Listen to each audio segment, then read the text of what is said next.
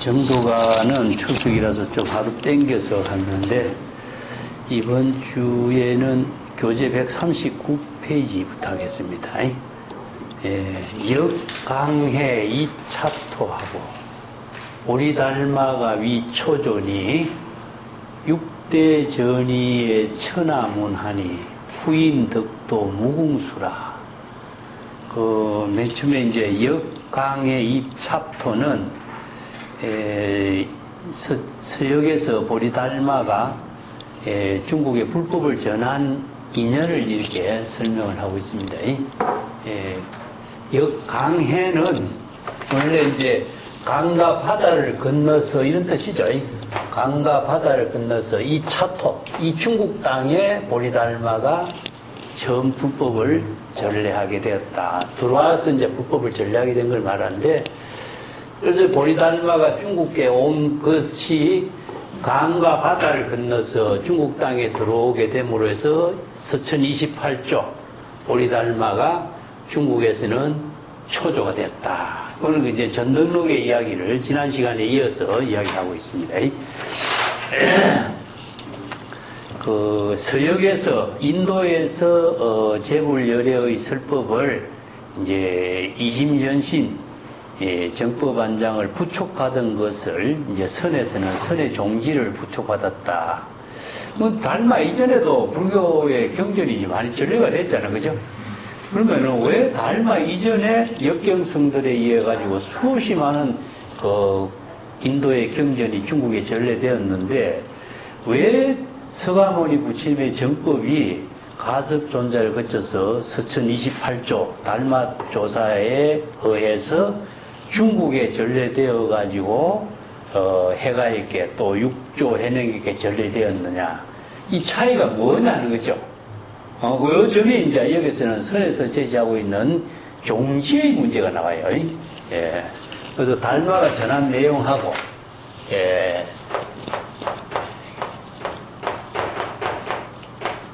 역경성들에 의해 가지고 인도에서 전해진 교법이 경전에 교법이 전한 거하고 차이점을 한번 봅시다. 그래서 이제 역경성들에 의해서 전한 경전의 가르침은 부처님의 모든 발성들이죠. 그래서 경전이 전례되지 않은 것은 아니잖아요.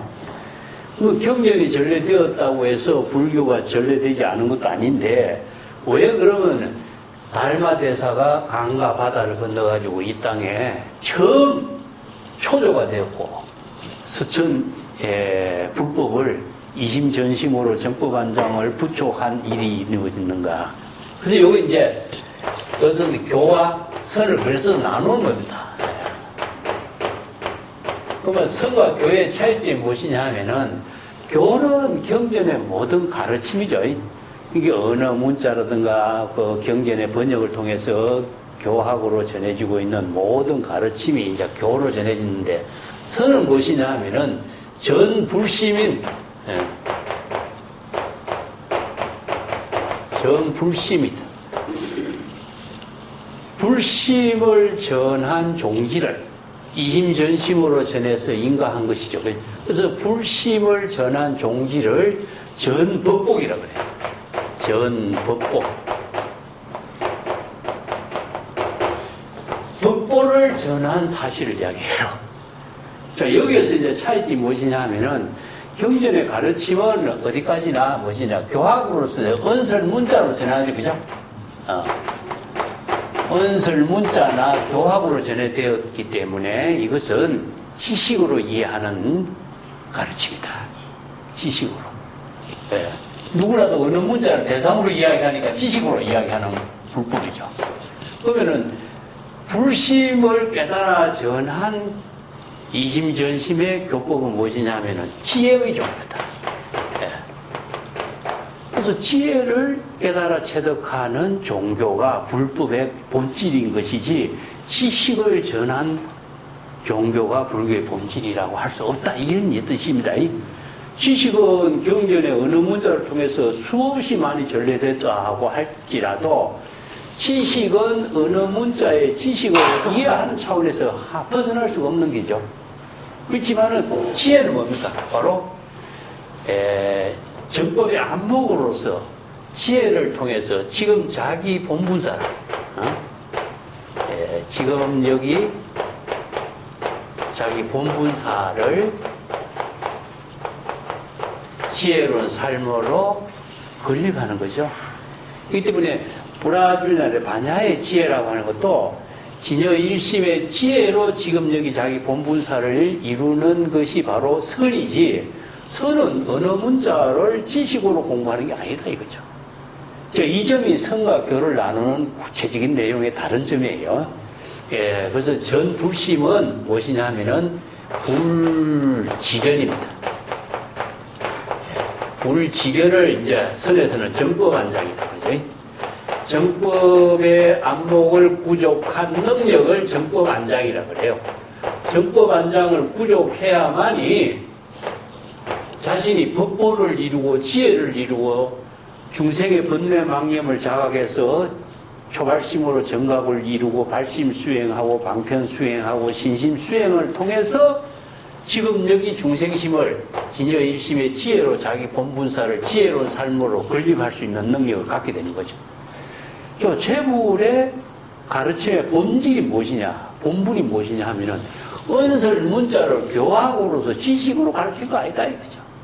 뭐 불교의 재불 열애가 출세에서 법화경에서 설한 법문이 무엇이냐, 일체 중생이 모두 불지견을 구족하도록 설법한 거잖아요, 그죠?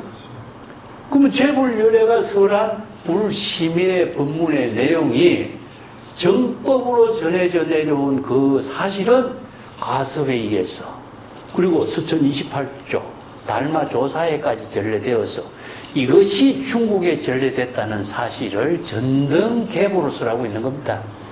이제 선과 교를 그래서 나와요. 부처님의 말씀을 교라고 하고 부처님의 마음을 선이라고 한다. 그렇게 나눠. 그래서 마음이라는 게 뭐겠어요? 바로 불심으로서 지혜로운 삶을 이루는 능력을 전하는 거죠. 그래서 스승이 제자에게 정법의 안목을 구족해서 이 불시민을 전한 전등계보의 역사를 여기 달마대사가 인도에서 중국에 처음 전했다. 이 내용이에요. 우리가 기질로 공부할 때였습니까? 언설상, 문자상, 십년상을 벗어나라 그랬죠.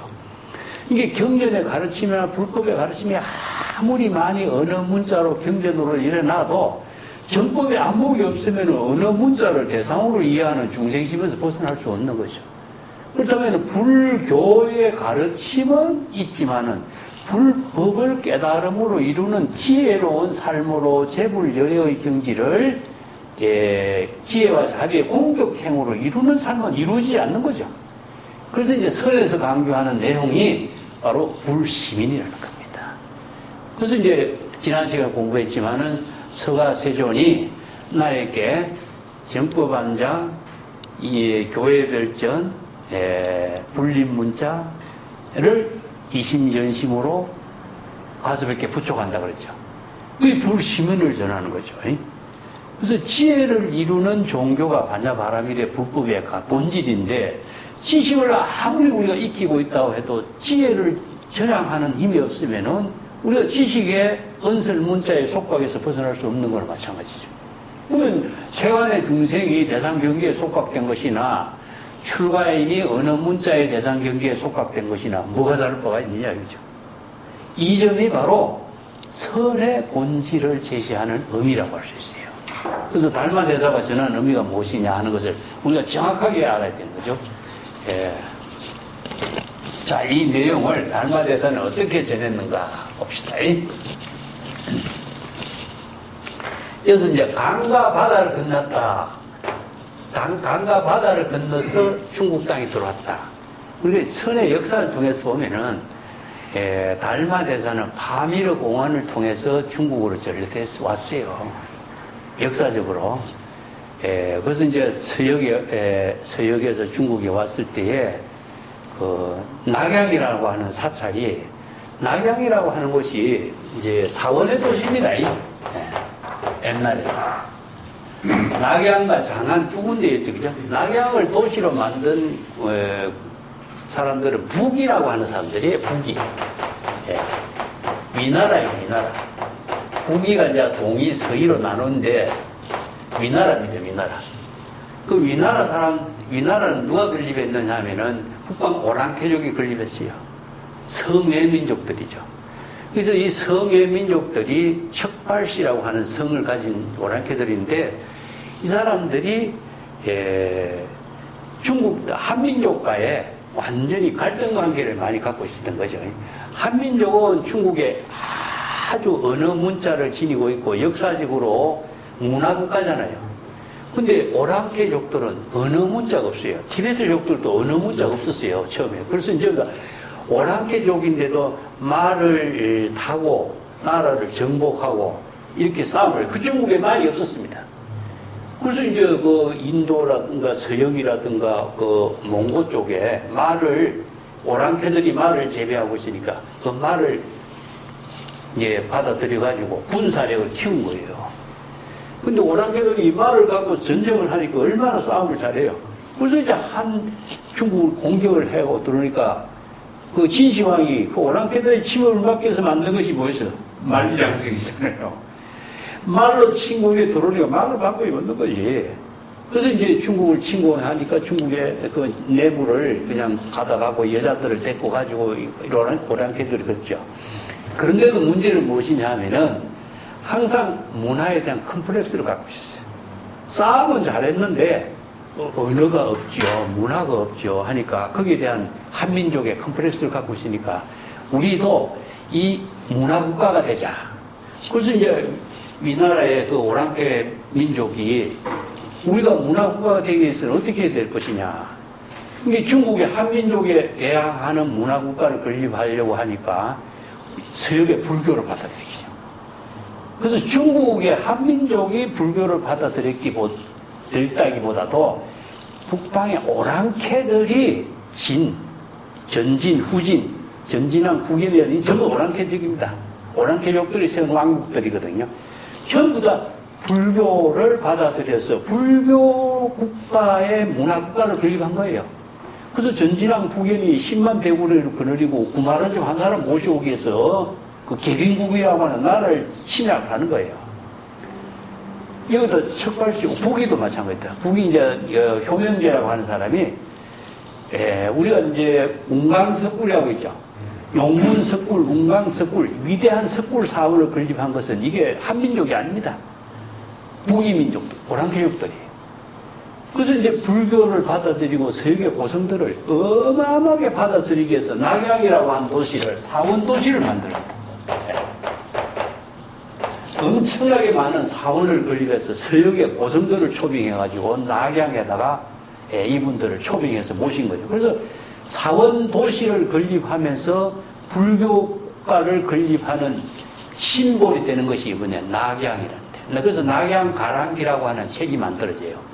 낙양의 사원으로 이루어진 도시를 기록하는 책이 낙양가랑기라고 하는 책이 있는데 거기에 영영사라고 하는 전이 나옵니다. 영영사. 그래서 영영사 구청탑이 있는 거예요. 그래서 낙양이 이제 북위와 서위로 두 나라가 이제 나누어지면서 전쟁터가 되어버린 거예요. 같은 오랑캐에서 남쪽에 이제 싸움이 생기니까. 그래서 낙양이 원래 불교 사원도시로 아름다운 불교 문화국가를 건립했는데 전쟁터가 되니까 어떻게 됐어요? 이 아름다운 사원도시가 전부 불바다가 된 거죠. 그래서 영영사 구청탑, 우리나라 가면 황명사 구청탑 있잖아요. 이 영영사 구청탑이 모델입니다.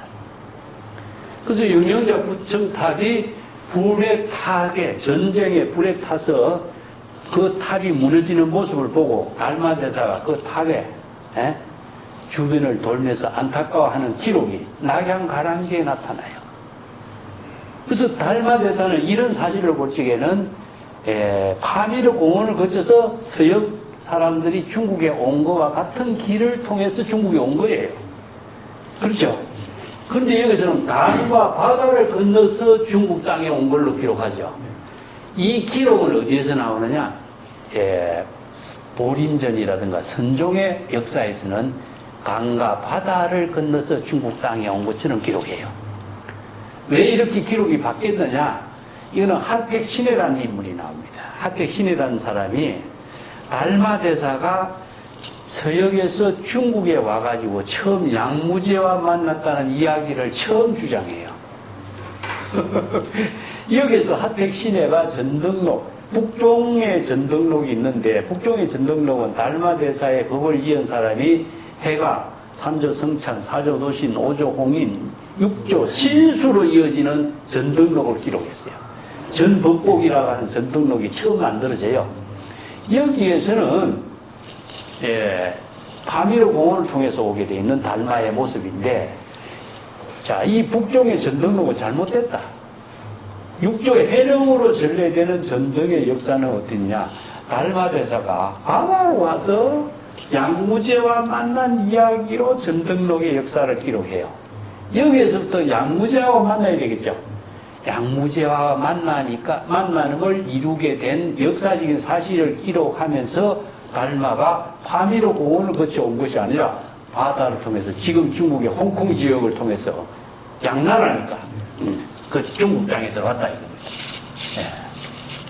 그 중국의 지도가 여기는 이제 낙양이라고 한다면은 지금 여기가 저기 광주라고 하는 지역인데 지금 홍콩이에요. 홍콩 지역이 홍콩이 광주라고 하는 지역인데 여기가 바다의 실크로드의 하나의 항구 도시였어요. 여기는 뭐냐? 천주라고 하는 데였어요. 천주.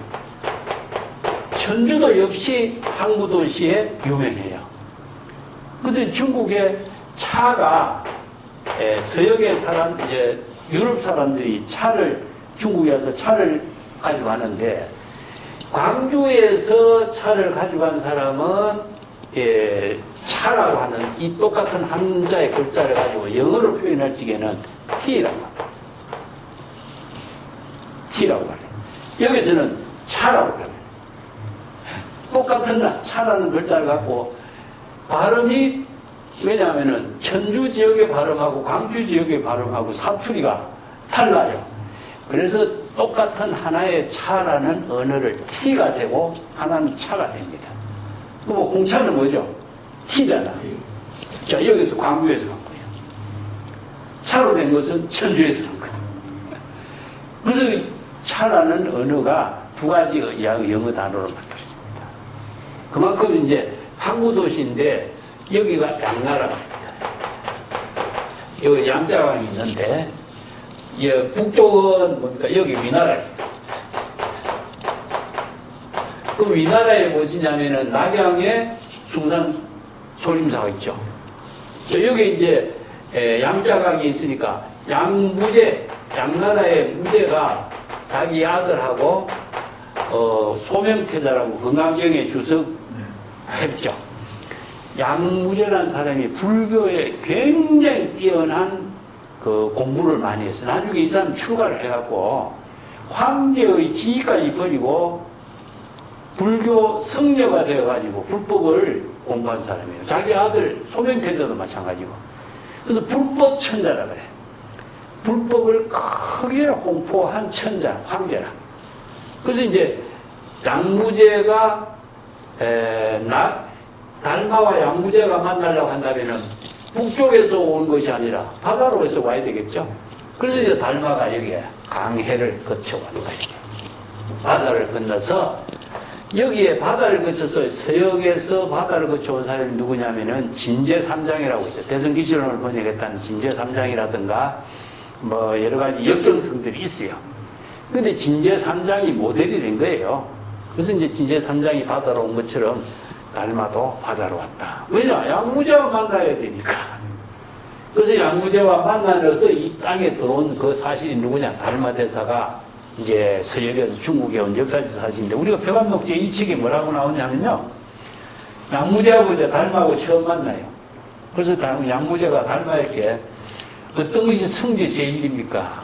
성제, 성스러운 지혜를 깨달아 체득하는 근본의 뜻은 무엇입니까? 이런 뜻이 성지 제1입니다.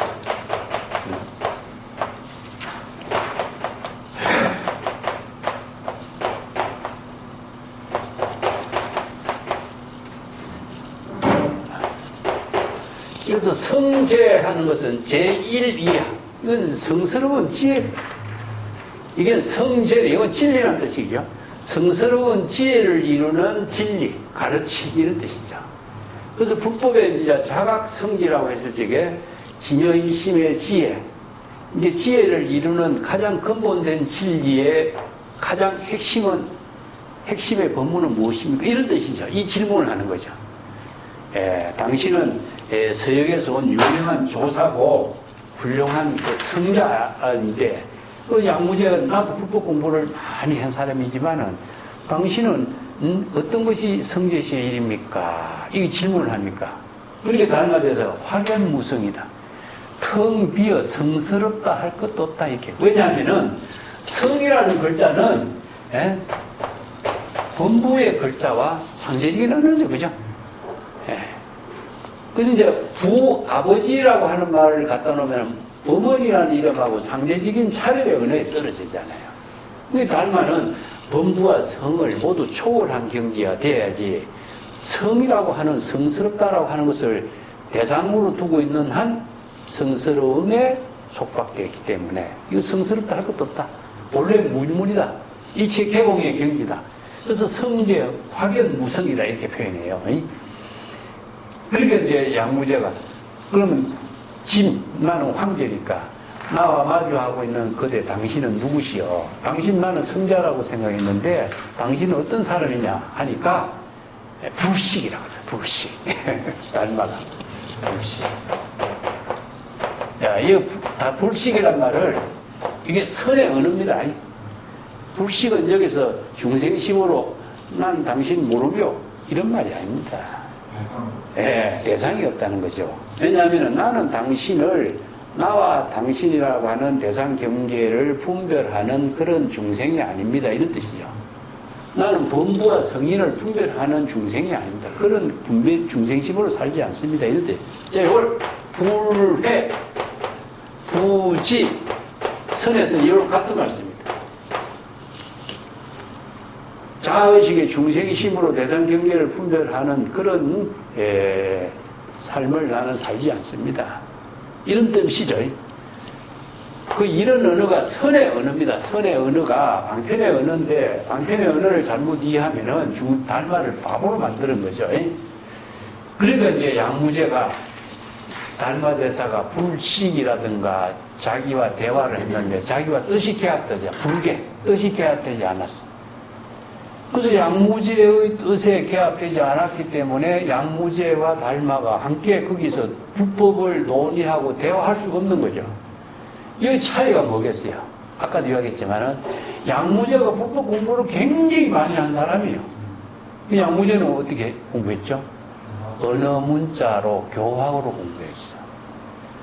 그리고 달마가 설하는 불심으로 전하는 지혜로 전하는 불법의 핵심을 종지를 이해를 못하는 거예요. 그래서 성과 교의 문제가 이게 차이가 드러나니까 뜻이 개합되지 않다. 이심전심으로 불심원으로서 뜻이 개합되지 않았다. 이게. 자, 이게 뭐냐면은 달마는 정법 안목으로 정법의 안장으로 쓰라고 양무제는 지식으로 불법을 이야기하니까 이 개합되지 않는 거예요. 그래서 뜻이 개합되지 않았다. 이심전심으로 뜻이 개합되지 않으니까 자, 달마가 거기서 자기와 대화할 사람도 없고 자기의 뜻을 펼칠 수 있는 환경이 마련되지 않는 거죠.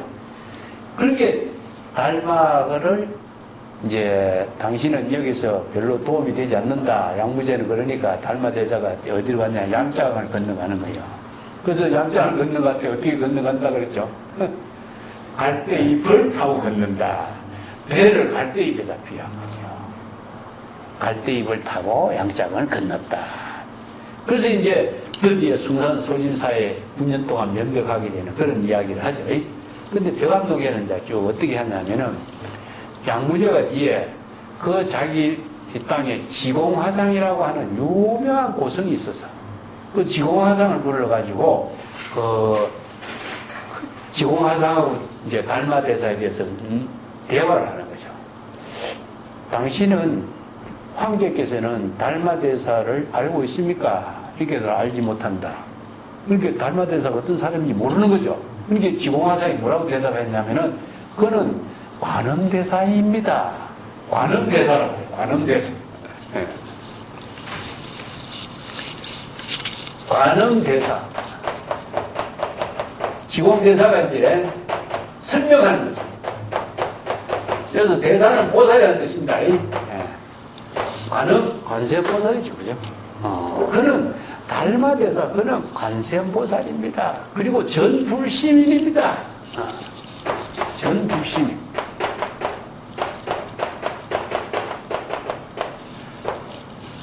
제불열애의 시민을 전등한 인물입니다. 아까 나왔죠?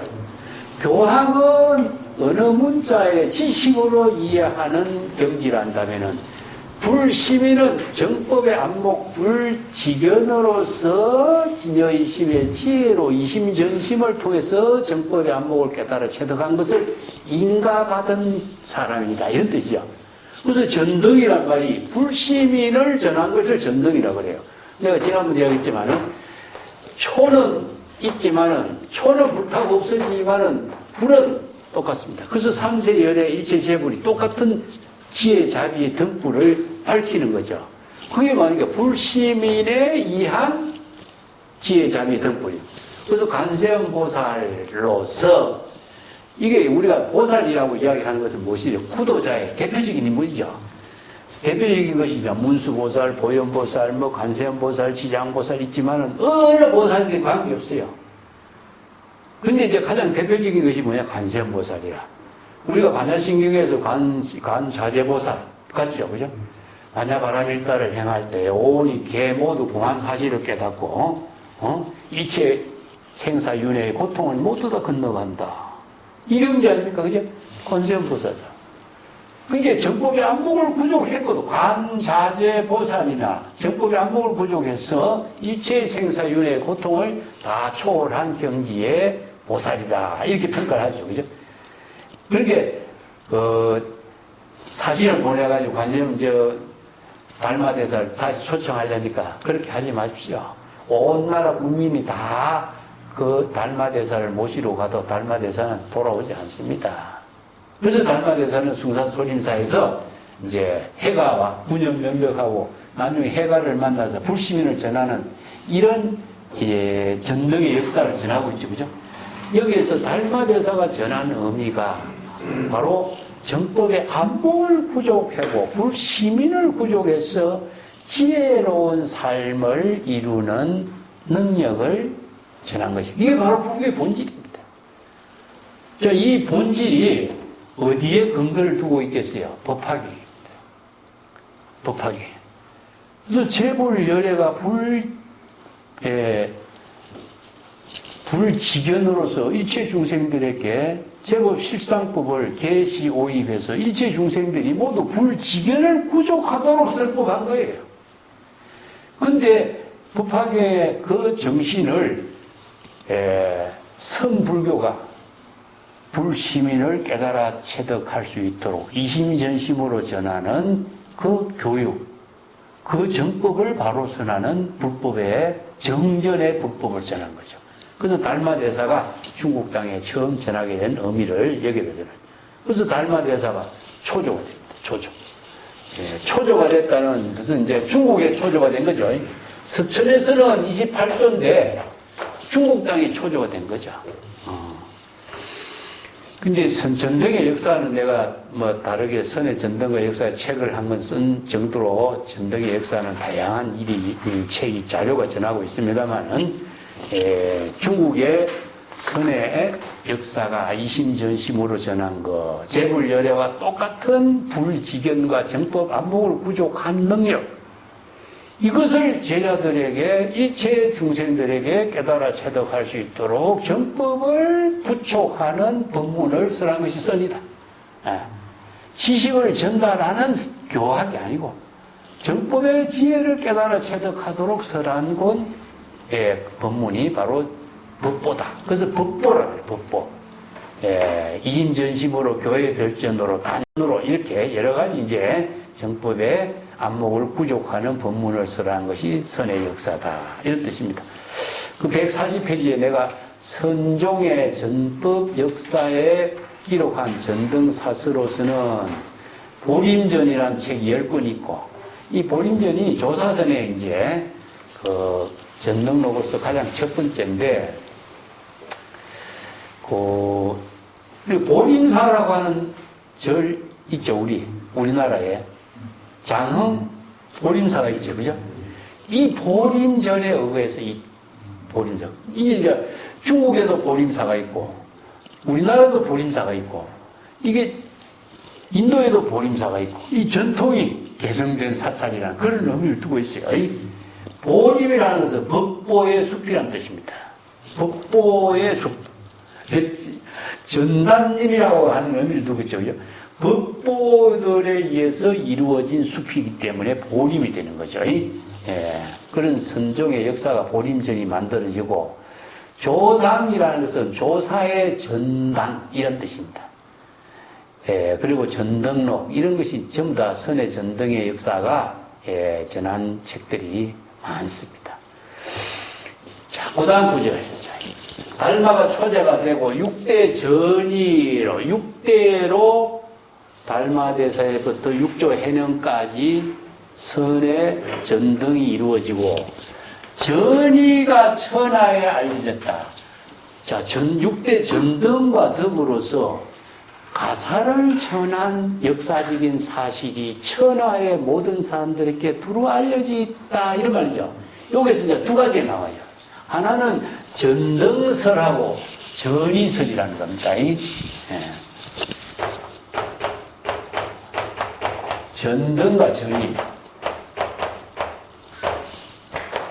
전등은 바로 이제 이심전심으로 정법안장을 부촉한 것이죠, 그죠? 예. 정법을 부촉한 인가를 전등이라고 하고, 이걸 이제 단전이라고 해요, 단전. 처음에는, 왜냐하면은, 1인 1대에, 1대 1인이라고 하겠다. 한 시대에 1인에게만 법을 전하는 것을 단전이라고 해요, 단전. 왜 신수에게도 전하고 해령에게도 전하면 되는데, 왜 신수에게 전한 법은 정법이 아니고 해령에게 전한 법이 왜 정법이냐, 이런 문제가 나오겠죠, 그죠? 그 단전의 종지를 뒷받침해 주는 것이 뭐냐? 전입니다, 전이. 가사예요, 가사. 가사는 한 물밖에 없잖아요. 달마대사가 법을 전하면서 가사를 함께 전했다. 그래서 법을 전한, 달마대사의 정법을 전한 사람은 달마대사가 전한 가사까지 함께 갖고 있기 때문에 가사는 뭐냐? 인가정명이다. 정법을 부촉한 인가로서 증명하는 내용이 가사다. 이런 뜻이 되겠죠, 그죠? 그래서 전이설과 전등설과 전이설이 하나로 이루어져요. 근데 이 사실은요, 누가 주장했느냐? 하택신해가 주장한 겁니다. 달마는 전혀 모르는 사실이에요. 달마도 해가도 모르는 사실인데, 육조 해능의 제자인 하택신해라고 하는 사람이 북종선의 전등을 비판하기 위해서, 북종선의 신수에게 전등된 그 사실이 비정통이다. 정통의 전등의 역사는 육조 해능에게 전리된 사실이다. 그렇기 때문에 육조 해능에게 전리된 사실을 정통적으로 제시하려고 하면 근거가 있어야 될 거 아니에요. 근거를 제시한 것이 뭐냐? 달마대사가 법을 전하면서 해능대사에게, 해가에게 달마대사가 자기가 갖고 있던 가사를 한 번 전했다. 이 가사가 2조 해가, 3조 성찬, 4조 도신, 5조 홍인, 6조 해능에 끝까지 전래되었다. 그 북종신수가 5조 홍인대사로부터 정법을 개성했다고 한다면은 인가증명으로 가도 제시할 수 있는 가사가 있느냐, 내놔봐라. 이런 문제가 나오는 거죠. 그게 해령대사는 가사를 갖고 있다. 근데 해령대사는 어디 있느냐? 낙양하고 광주 지역하고 두 군데 거리에 있어요. 낙양에서 이런 논쟁을 할 때에 해령은 어디에 있었냐면은 여기 광주에 있어서 지역에 가서 직접 확인할 수도 없는 상황이죠. 이게 하필 시내가 남종의 정통성을 주장하는 입장에서 이러한 가사를 들고 나온 겁니다. 그래서 이 이야기가 육조단경이 나오죠. 그죠? 스토리가 나오잖아요. 가사를 전하는 이야기를 가지고 정법을 전한 하나의 주제로 삼았잖아요. 이 육조단경은 이러한 하택 신해의 주장을 그대로 토대로 해서 전법의 이야기로 만든 책이 육조단경입니다. 만약에 육조단경이 사실로 이런 이야기를 한다면은 불교는 이거는 큰 문제예요. 정법의 문제가 왜 가사가 등장하고 있느냐 이거죠. 나오겠죠, 그죠? 안목을 구족하는 문제에 왜 가사가 등장하냐 이 말이 안 되죠. 그렇지만 그 당시에는 하택 신해가 방편으로 제시했어요. 해령이 정통의 정법을 개성했다는 사실을 강조하기 위한 방편으로 쓴 거예요. 그런데 이걸 잘못 이해하면 안 된다는 점이죠. 그래서 이제 여기서도 6대의 전등을 강조하면서 가사를 전한 이야기도 인가증명으로 가사를 전한 이야기도 천하의 사람들에게 두루두루 다 알려져서 다 알고 있는 사실이다. 이거는요, 요 자료는 궁극적으로 정도가는 이런 전등록의 모든 역사적인 사실을 다 여기에다가 근거로 해서 편집된 겁니다. 이런 것은 우리가 선의 역사를 이해하는 데는 도움이 되지만은요, 선의 본질을 이야기하는 데는 상당히 많은 문제점이 될 수가 있어요. 그래서 나도 이 부분을 전등록이라든가 전이설이라든가 전등설을 연구를 했지만은 나는 비판적으로 연구를 해요. 이러한 사실이 왜 언제 누구에 의해서 이러한 주장을 할 필요성이 무엇인가를 나는 밝힌 거예요. 그것이 분명하게 밝히지 않으면 이것을 역사적인 사실로 이해한다면 맹신이 되어버린다. 맹신이. 정법의 안목하고 가사하고 무슨 상관이 있어요? 아무런 상관이 없어요. 근데 많은 사람들이 가사를 더 중요시하잖아요. 가사를. 안목보다도. 이게 문제가 되는 겁니다. 이게 뭐냐? 정법을 사법으로 만드는 문제가 될 수 있는 거죠. 그래서 이런 점들을 우리가 바른 지혜로 공부하는 것이 선이라든가 불법 공부인데 전부 다 이런 이야기가 중심이 돼버려. 불교의 이야기가 전부 다 이야기로 다 흘러버려요. 이게 지혜의 종교가 전설 같은 이야기가 돼버린 거죠. 이런 점들에 우리가 주목을 해야 된다. 달마가 처음 초조가 되어서 전법을 전한 역사. 그런데 가사를 전한 이야기는 후대 하택 신에 의한 주장을 여기에 언급한 겁니다. 안으로는 불지견을 구족한 정법 안장을 인가했고 또 밖으로는 가사를 전해서 인가증명으로 삼았다. 이런 의미입니다.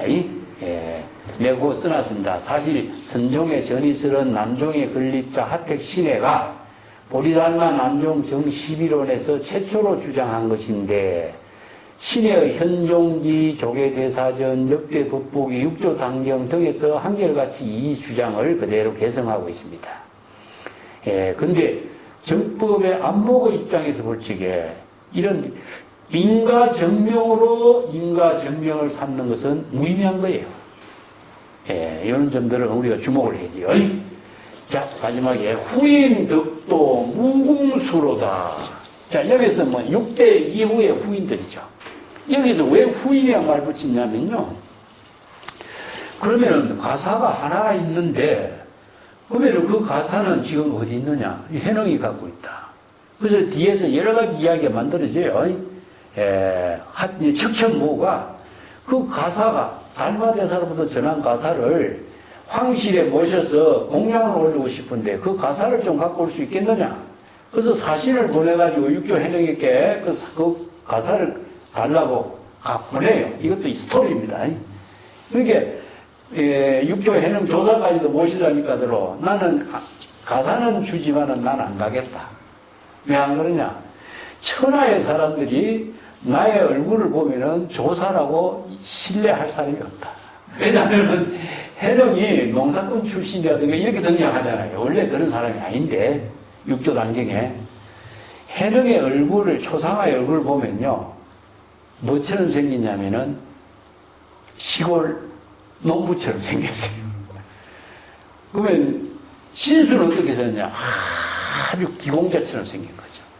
그리고 신수의 출신은 아주 기공자 출신이에요. 신분도. 근데 해령은 어때? 나무꾼 출신이잖아요. 그래서 얼굴 모습이나 생긴 것이라든가 문화적인 어떤 형체 전부 다가 신수와 완전히 대조적인 거죠. 그래서 신수를 보면은 완전히 척천부가 신수를 모실 때 어떻게 모시냐면은 종려나무 가지로 엮은 가마를 타고 신수대사를 모시면은 척천부가 뒤에 쫄쫄쫄 따라갔다. 그만큼 위험 있는 조사로서 기품을 지니고 있는데 육조 해령을 얼굴 딱 보면은 그런 기품이 안 나타난다. 그렇기 때문에 사람들이 나를 조사로 아무도 인정하지 않을 것이다. 이렇게 자기는 아예 그런데 궁중에 안 가겠다. 안 가는 식으로 이야기하는 거죠. 그래서 가사만 보내는 이런 이야기도 있는데 전부 다 스토리입니다. 예, 이 스토리예요. 이름 마찬가지로 하택 신해가 이 가사를 가지고 육조 해령을 조사로 모시기 위해서 이렇게 만들어낸 이야기입니다. 그런데 여기에 후대 사람에게 덕도 왜 그러면은 하택 신해 당신은 왜 가사를 안 갖고 있느냐? 육조 해령이 이 가사를 전했지만은 그 이후로 이 가사를 전하지 않기로 했다. 이렇게 또 이야기하는 거죠. 왜냐 한 사람에게 전할 수가 없잖아요. 그래서 이런 이야기가 나오니까 육조 해령에게만 가사를 전하고 이후의 사람들에게는 가사를 안 전하는 거죠. 안 전하니까 어땠습니까? 그 이후에 많은 사람들이 덕도를 이룬 자가 무궁무진하게 많은 숫자로 출연하게 된 것이다. 이거 덕도란 말이 나오죠. 야, 덕도. 내가 도하고 도하고 이게 많은 사람들이 혼란을 지금도 이렇게 내가 잘 이야기했지만 그죠? 얼마 전에 어떤 분이 이걸 가지고 나한테 질문을 해서 내가 자세히 전화로 대답한 적이 있는데 다시 한번 같이 이야기할게요. 우리가 법이란 말 많이 쓰죠.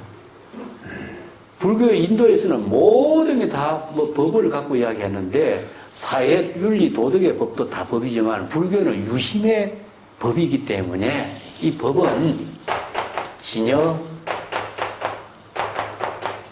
진여법입니다. 진여법, 제법, 실상법을. 자, 법화경에서 이걸 제법 실상법이라고 하는데 이걸 일체의 모든 자연 법의로 이루어진 제법 실상법이죠. 근데 진여법, 제법, 실상법의 내용은 이렇게 하면 이해가 안 되죠. 그렇기 때문에 진여법의 내용은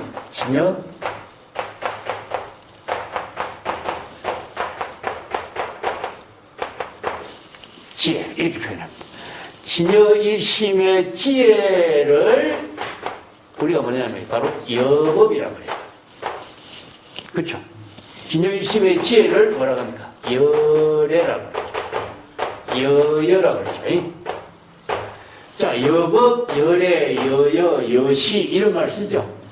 이게 바로 법입니다. 그래서 불교에서는 법의 종교는 정법이라고 한다면은 진여일심의 지혜로가 정법이고요. 그러면 사법은 뭐죠? 사법은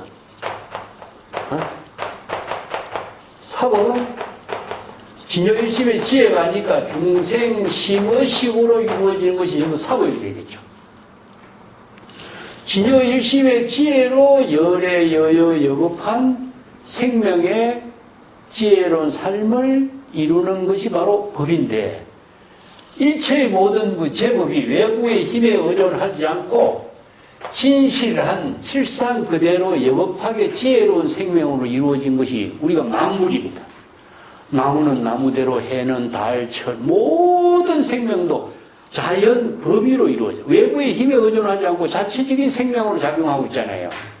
이게 바로 진여일심의 지혜의 생명으로 작용하고 있는 것을 진여법이라고 하고 제법 실상법이라고 이야기해요. 이게 바로 정법인데 우리는 중생은 어떻습니까?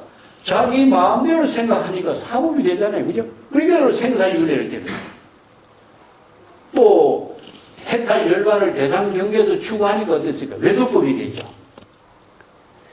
여기서 진여일심법을 입에 하면은 법에서 어긋나게 되는 거죠. 그래서 불교에서 불법이라고 하면은 부처의 지혜를 이루는 법은 어떻습니까? 진여일심의 지혜죠. 이게 열애, 여여, 여법이 부처의 지혜를 이루는 법이잖아요. 그래서 모든 것을 불교는 진여일심법, 그래서 유심의 법으로 진여일심법을 말합니다. 자, 그러면 도는 무엇이었습니까? 중국에서. 불도, 불법 하죠.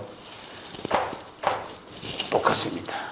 진여일심의 지혜를 도라고 한다. 맞죠? 그러면 법과 도는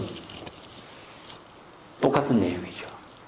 그 중국인들이나 중국에서는 뭐 도라는 말 많이 쓰지만은 내용은 똑같은 겁니다.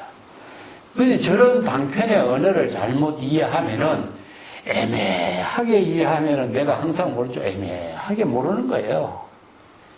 그래서 이제 방편 법문의 의미를 정확하게 우리가 공부하고 이해해야만 방편 지혜를 깨달아 체득하는 한목을 갖게 되는 거죠. 그래서 후대, 6대 이후에 모든 수행자들이, 발심 수행자들이 모두 다 덕도를 이루는데, 도를 이루는 것은 뭡니까? 바로 중생심의 번뇌망념을 비우고 진여일심의 지혜를 이루고 정법의 안목을 구족하는 능력을 갖춘 사람이 무궁무진하게 많은 숫자로 이루어지게 됐다. 이게 그래서 중국의 선불교가 모든 불도 수행자를 새로운 깨달음의 지혜를 이루는 법으로 제시하게 된 것이다. 자, 이전에 불교 선 이전은 어떻습니까? 뭐 경전의 가르침이라든지 이런 교학의 발전은 수없이 많았지만은 도를 이룬 사람은 도를 이룬 사람, 진정한 안목을 갖추고 도를 이루는 사람은 참선 수행의 불시민을 통하고 이심절심으로 정법안장을 부족한 인연을 통해서 이루어졌다. 이러한 사실을 이렇게 전하고 있어요. 예. 선의 정법의 의미를 여기서 전하고 있습니다. 예. 선과 교를 나누는 의미도 우리가 다시 한번 정리해 볼 필요가 있습니다. 자, 다음 단으로 넘어갑시다.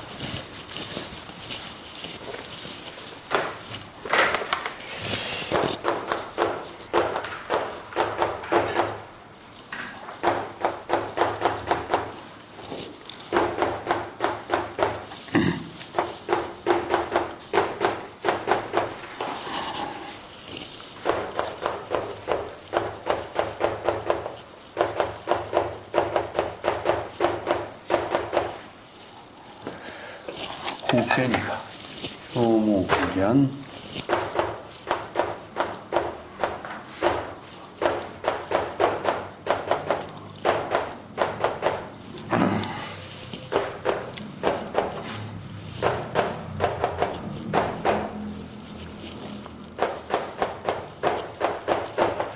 이십공문의 원불착이니 일성열애가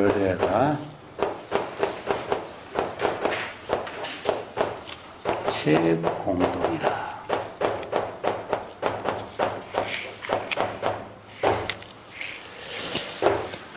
여기 이제 진, 망 두 개로 나눠놨습니다. 예.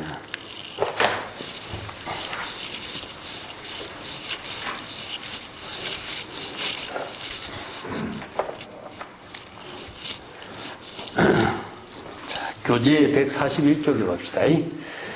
진불망의 만봉공이요.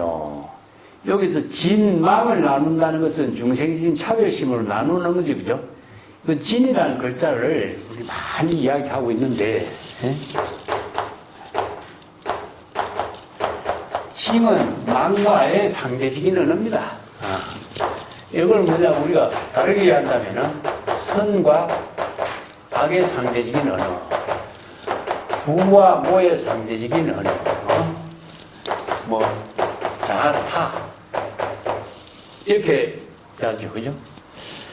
이런 그 진망 차별 분별심으로 이루어지는데, 이 진은 뭐 진여, 진심, 진리 여러 가지 표현하고 있는데 깨달음의 경지를 진이라고 하고, 망은 중생의 번뇌 망념으로 이루어진 세계니까 허망하고 거짓인 세계죠, 그죠? 이제 우리가 깨달음을 이룬다고 해서 진심을 내세우지 않고 중생의 번뇌 망념이라고 한다고 해서 망념이라고 하는 그 자체도 실체적으로 본래 존재하는 것도 아니다. 이 진망이라고 하는 차별 분별심을 두고 구분하는 것 자체가 잘못된 사고다. 부처와 중생이라고 하는 것도 인지방편으로 이루어진 것이지 부처와 중생이라는 것이 실제로 존재하는 건 아니잖아요, 그죠? 근데 진이라고 해도 진이라고 해도 진이 실제로 존재하는 것도 아니고 망이라고 해도 망이 실제로 존재하는 건 아니다. 득지 본유요 실지 본무라 이런 말씀이에요.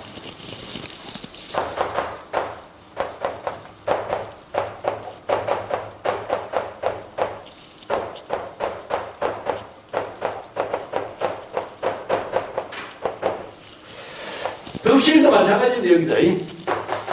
덕실. 여기도 본다.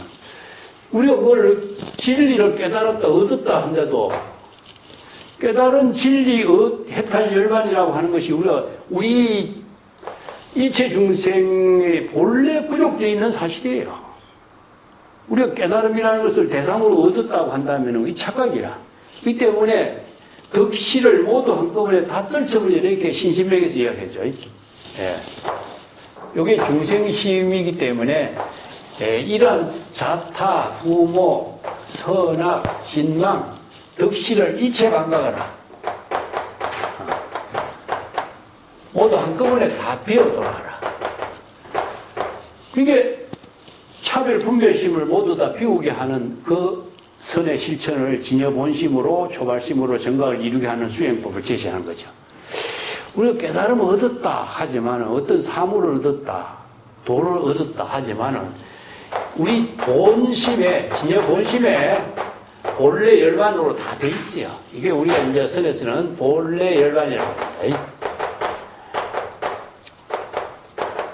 그 대승불교의 위대한 점이 일체 중생이 본래 진여 자성, 본래 열방, 본래 열애장을 부족하고 있다고 그랬죠, 그죠? 그러니까 본래 부처의 지혜를 모두 부족하고 있기 때문에 이 부처의 지혜를 다른 데서 얻어온 게 아니죠. 이 때문에 중생심의 번뇌 망님을 다 비우면은 본래 열반의 경지를 이루게 되는 것이다. 우리가 무엇을 잃어버렸다. 우리가 진여 본심을 잃어버렸다. 본심을 잃어버렸다 하지만은 본심을 잃어버렸다고 해도 잃어버릴 것이 있는 것이 아니라 본래 잃어버릴 것이 없어. 본래 무일물이 어떻게 잃어버릴 것이 있는데 잃어버릴 것이 있다고 하느냐 이런 뜻이죠. 이게 바로 불법의 진여법을 가지고 이런 법문을 설해놨어요. 그래서 우리가 신심명 공부할 때 우리가 다 공부했습니다만은 본래 열반의 경지를 깨달아 체득하는 안목을 갖추지 못하면 저런 언어의 방편의 법문으로 설하는 언어를 이해하지 못하면 우리가 수행을 할 수가 없고 바른 사유를 할 수가 없다 이런 뜻이죠. 덕실 시비를 일시방가 일체 모두 다 떨쳐버리라. 얻고 잃어버린 것 이것이 실체로 존재하는 것도 아니다. 본래 무일물의 경지다. 이런 경지를 깨달아 체득하는 능력은 뭐가 필요하냐? 불지경신. 그래서 정법의 안목이 부족된 사람은 은설에 속박되지 않고 은설에 속임을 당하지 않는다. 바른 지혜를 부족한 사람만이 일체의 모든 대상 경계의 은설을 초월해서 진여 일심의 지혜로 자기 본분사를 살 수가 있다. 이런 것이 선의 법문의 핵심이라고 할 할 수 있는 거죠. 거기 141페이지 분립이라고 하는 부분이 있죠. 그 밑에 우주 법령선사 신명에 그 우주를 중요하니까 내가 거기다 자료를 제시해놨어요. 깨달음이라고 하는 것은 본래 있는 것이기 때문에 깨달음을 지키려고 애쓸 필요가 없고, 번뇌망념이라는 것은 본래 없는 것이기 때문에 제거하려고 할 필요가 없다. 자, 이 본문하고 똑같아요. 우리가 무엇을 얻으려고 하는 것 자체는 뭔가 대상 경계를 추구하는 것이고, 없애려고 하는 것 역시 대상 경계를 없애려고 하는 것밖에 더 되겠어요. 이게 안목이 없는 사람이 할 일이다. 그렇기 때문에 유마경에 무슨 본문이 나오지? 번뇌망념을 없애려고 하지 마라. 바로 진여 본심의 지혜로 자기 본분사의 지혜로운 삶을 이루도록 하라. 우리 앞에 이제 정도가에서도 나왔죠. 저랑무의 한도인은 망상을 없애려고 하지 않고 진리를 구하려고도 하지 않는데, 이런 본문하고도 똑같은 내용이죠. 그 뒷장에 갑시다. 142쪽에 환경의 본문이 나오죠. 망법은 본래부터 공하고 이것을 무생, 공이라고 하고, 진법은 항상 형상을 여인 것이니 이것이 무생, 이것도 공이라고 한다. 진여는 허망한 대상의 상대적인 말에 지나지 않기 때문에 진망은 모두 결국 실체가 있는 것이 아니라 무자성이요, 불가득이요, 또 무공이라는 사실을 설해서 일체 상대적인 차별 분별심을 모두 텅 비우도록 설한 법문이 불법의 가르침이다.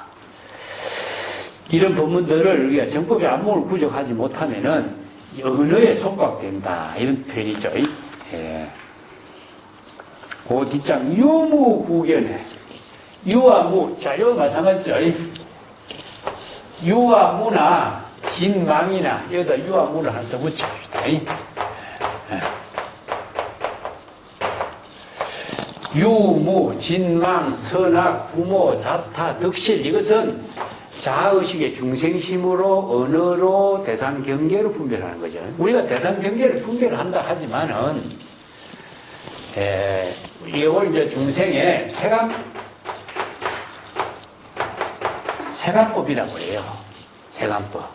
그래서 본래 면목의 지혜를 부족하다는 것은 이제 출세간법이라고 하는데, 그러면 세간법과 출세간법이라고 하는 말을 우리가 어떻게 구분하느냐? 이걸 무위법이라고 하고, 이거는 유위법이라고 이야기하죠, 그죠? 이런 이제 불교의 용어들이 있는데, 이건 무위법. 무위법은 진여일심의 지혜를 이루는 가르침이고, 유위법은 대상 경계를 분별하는 가르침이에요.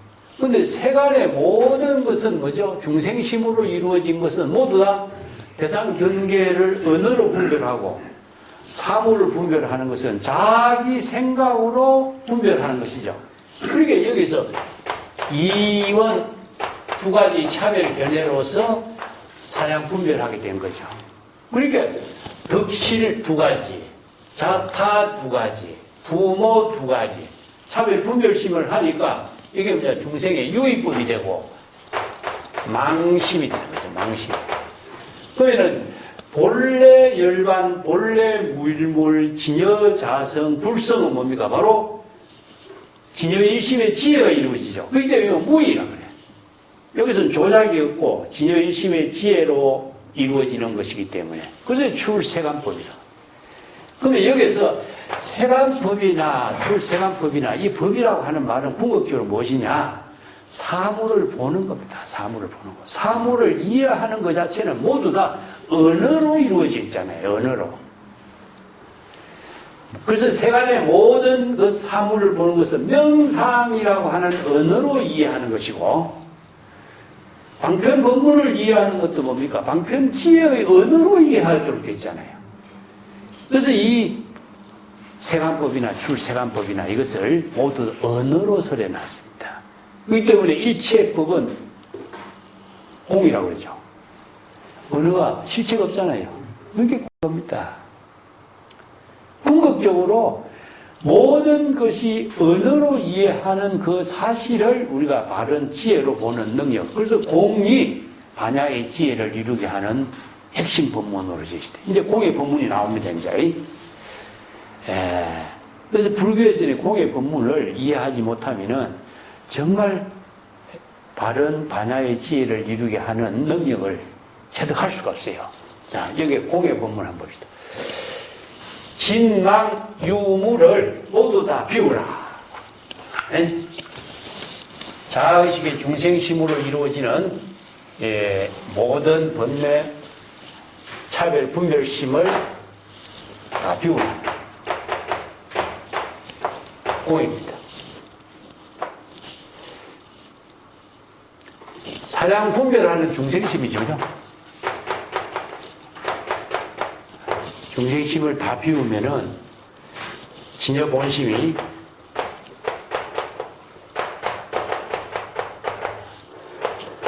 지혜로 이루어진다. 그래서 공불공이라고 그래요. 그러면 중생심을 비우는 방법이 무엇이죠? 비운다라고 하면 비워집니까? 비워지지 않죠. 그래서 번뇌 망념을 끊지 않고 부단 번뇌라 그래.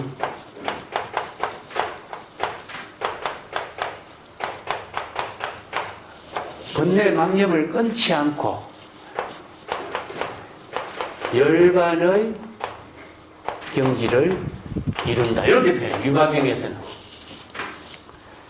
번뇌 망념을 끊으려고 한다면 비우라고 하니까 비우려고 하면 번뇌 망념을 끊으려고 하는 거나 마찬가지죠. 그래서 이제 비우는 표현을 제거한다든가 막 끊어버린다든가 단이라든가 없앤다든가 이렇게 이런 언어를 쓰니까 자, 덕실, 번뇌 망념을 비우려고 하니까 비우려고 하는 대상 경계를 비우려고 대상 경계를 두니까 이게 또 대상 경계가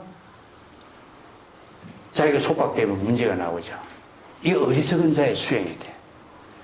그래서 망념을 없애려고 하라, 망념을 비우라 하면 망념을 비우려고 하는 것이 비워지지 않습니다.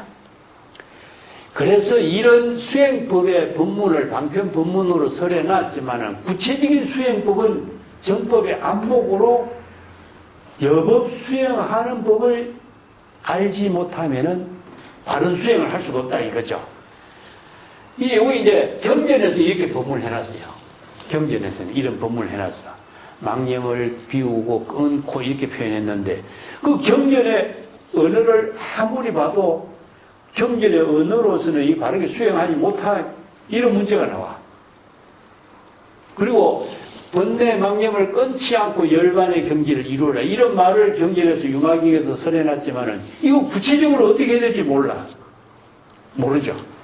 그래서 선생들은 이런 언어 문자로 설하고 있는 경전의 가르침보다는 정법의 안목으로 바른 지혜를 이루게 하는 법을 직지인식으로 설한 겁니다.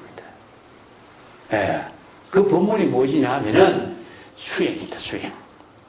참선 수행이 늘 종합한데, 이것을 우리가 비운다라고 하는 말을 경전에서 어떻게 해놨죠? 초발심이죠. 발심 수행이죠. 초발심으로 정각을 이룬다. 이 구조를 한마디로 다 정리가 되지, 그죠? 그러면 초발심을 어떻게 해야 되겠죠? 자, 화엄경에서는 초발심으로 정각을 이룬다. 초발심을 이룰 때 정각을 이룬다. 이렇게 해서 법문을 해놨는데, 초발심을 어떻게 해야 초발심으로 정각이 이룬다라고는 설법을 안 해놨어. 일체 유심조라고는 해놨어. 근데 일체 유심조 법문하고 초발심으로 정각을 이룬다. 신이 돈, 공덕 뭐 이래 따로따로 법문을 해놓으니까 구체적으로 이게 몰라. 우리가 불법 공부하면서 경전에 이런 법문들의 문제점이 스스로 나타나는 거예요. 근데 경전의 구절은 알고 있는데 내용을 어떻게 해야 될지는 이게 정리이 안 되는 거예요. 자, 이 법문이 선에서는 어떻게 나오느냐? 정법의 안목이 있어야 된다. 불지견과 정법의 안목이 있어야 된다. 그리고 중생심의 번뇌 망념을 자각할 수 있는 능력이 초발심이다. 이 번뇌 망념을 진단하는 능력이 초발심이고, 초발심을 이룰 때 바로 번뇌 망념을 비우고 진여 본심을 회복하게 되죠. 정각을 이루게 되는 거예요. 그 초발심이 비워지고 망념은 진여본심의 지혜가 이루어지도록 하죠. 그래서 공불공의 논리가 바로 수행을 통해서 이루어지죠. 그래서 이런 수행을 할 수 있도록 제시한 법문이 무엇이죠? 직지인심이라는 겁니다. 그래서 선은 직지인심의 법문이다. 정법의 안목으로 불지견으로 직지인심을 이루게 하는 법문을 설하고 있다. 이게 바로 깨달음을 이루고 지혜를 이루게 하는 법문을 설한 것이 불시민의 정법안장이라는 거죠. 그래서 이런 법문들이 바로 유물을 모두 한꺼번에 떨쳐버린다. 이런 뜻입니다. 유물을 한꺼번에 떨쳐버리는 방법이 무엇이었습니까? 초발심이죠. 정법의 안목이 있어야 초발심을 하죠. 이게 정법의 안목으로 번뇌, 망념, 유무로의 차별, 분별심을 모두 한꺼번에 다 초발심으로 떨쳐버리는 겁니다. 구공이라는 것은요, 유무를 한꺼번에 떨쳐버려야 돼. 이게 하나만 떨치서는 안 돼. 모두 한꺼번에 떨쳐버린과 동시인. 그런데 불공은 뭡니까? 진여본심이죠. 그죠? 진여본심을 회복했어. 그러면 진여본심을 회복한 경지에 머물게 된다면 어떻게 되겠어요? 진여본심이 또 대상 경지가 되잖아요. 진여본심 역시 공한경지라는 사실이다. 이 법문이에요. 자, 이게 바로, 자, 차 안에서 중생의 차 안을 벗어나는 중생심이죠. 피하는 뭡니까? 불심이라고 할 수 있어요. 차를 벗어난 것이 공이요. 피안을 벗어난 것이 불공이다. 그렇다면은 차안과 피안을 벗어난다면은 차 안에서 피안으로 벗어난 상태로 머무르게 되잖아요. 그죠? 이 경지라고 한다면은 완전한 해탈 열반의 깨달음의 지혜를 이룰 수가 있겠어요? 불가능하죠? 자, 이걸 뭐냐 하면은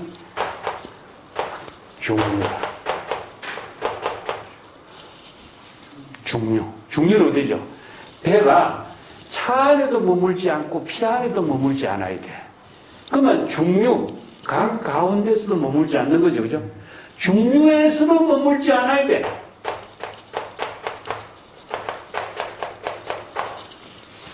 이 도리입니다. 중류에서 배를 운행할 때 우리가 지난번에 중도를 이야기했죠. 자, 이걸 중류는 중도라고 해요. 중류를 화엄경이라든가 유마경 같은 데 중류로 설해요. 중류. 배를 운행할 적에 중생의 세계에서 불심의 세계로 차안과 피안 어느 한쪽에도 머물지 않아요. 여기 무주라고 하죠. 그죠?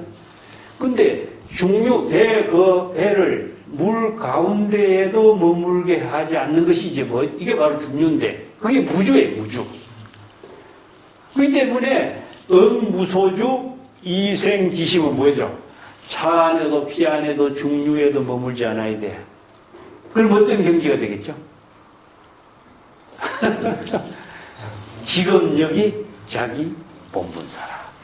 그래서 이게 지금력이 자기 본분사의 지혜를, 진여의심의 지혜를 이룬 경지가 바로 정법의 안목으로 지금력이 자기 본분사의 지혜를 방편의 지혜로 실행하는 능력이 있어야 돼요. 자, 그 방편의 지혜는 무엇이죠? 중생의 병을 치료할 수도 있고 깨달음의 경지에도 안주하지 않고 중류에서도 머물지 않고 지금력이 방편의 지혜로 시절 인연에 따라 본분사의 지혜로운 삶을 창조하는 능력이 있는 거예요. 이게 바로 이체법을 건립한다 그럽니다. 자, 이 도리를 여기서 이렇게 써냈어요. 유무도 모두 텅 비우고, 불공의 경지에도 머물지 않고, 불공의 경지 역시 텅 비우지 않으면 비워야 된다. 참이 대단한 법문한 거죠. 공연회장, 불공연회장 경전에서 이렇게 설해놨잖아. 그런데 그걸로서는 부족하다. 이 중국 선생들은 한 차원 더 넘어가서 이 법문하는 거죠. 공, 불공을 초월해서, 자, 공과 불공, 중도까지도 초월해서, 이걸 지금 여기 자기 본분사에 지혜로운 삶으로 창조하는 경지가 되어야 된다. 이게 바로 선입니다. 이게 중국의 선이 인도 불교의 가르침 모두 다 포용해서 중국인들의 생활 종교의 힘까지도 포괄해서 논리 체계로 이것을 모두 극복할 수 있도록 설해한 것입니다. 자, 이 법문들인데 여기서 우리가 이걸 이해하기 위해서는요, 공의 법문을 다시 한번 정리할 필요가 있습니다.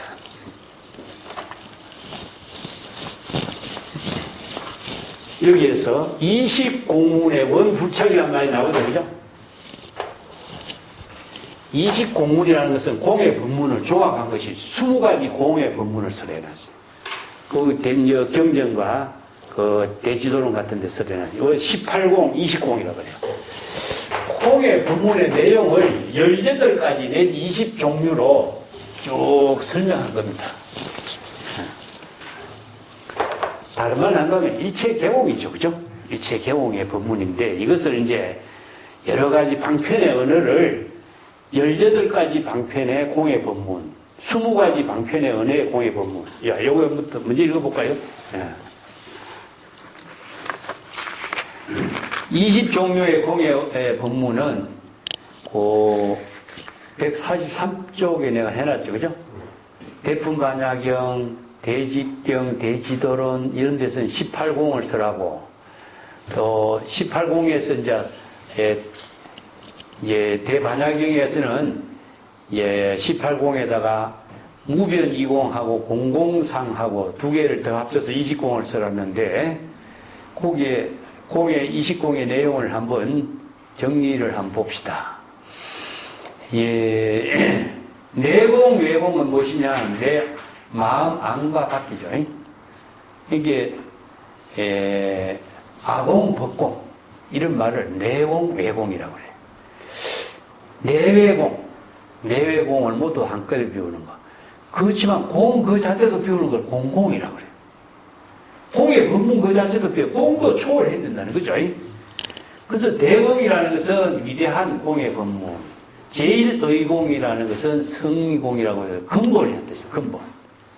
진여일심을 제1의라고 해요. 진여일심이 텅 빈 일체개공의 입장. 유의공은 중생의 유의법의 공, 무의공은 깨달음의 경지의 그 무의법까지도 공, 필경공, 구경의 모든 경지가 모두 공, 무시공이라는 것은 무전후공이라고 그러는데 전후의 모든 시공을 다 초월한 것이 무시공, 산공은 괴산공이라고 그래요. 괴산, 파괴되고 흩어지는 것을 괴산공이라고 그러거든요. 파괴되고 흩어지는 모든 것이 다 없어진 경지가 괴산공. 본성이 본래 무일물의 공, 본성이 공한 건 자산공이라는 것 자체상이 모두 다 공. 진여 자체상이라는 것이 바로 실체가 없죠. 그래서 자산공이라고 해요. 제법의 일체 개공이다. 일체법은 다 공한 것이고 불가득 모든 대상 경계를 다 무소득, 무소유, 무소 이것을 전부 다 불가득이라고 해요. 무법공은 무법이라는 말 자체도 공입니다. 공 그 자체도 공이다. 유법공은 대상 경계의 모든 존재도 공이다. 무법, 유법공, 유법이나 무법이나 일체의 모든 것이 다 공이다. 그러니까 무변이공, 공상공 이 두 개를 더 합쳐서 20공이라고 하는데 이것을 다른 말로 한다면 일체개공입니다. 일체개공. 일체개공을 불교에서는 이렇게 공의 법문을 다양하게 설해요. 공의 법문하고 똑같은 글자가 뭐라 그랬습니까? 제로라 그랬죠? 제로라 그랬죠. 그 인도에서 우리가 제로의 발견이라고 하는 것은 후대에 그 7세기 정도 돼서 숫자적으로 아라비아 숫자로서 이렇게 1에서 9라고 하는 숫자 표기하고 제로라고 하는 숫자 표기가 기호로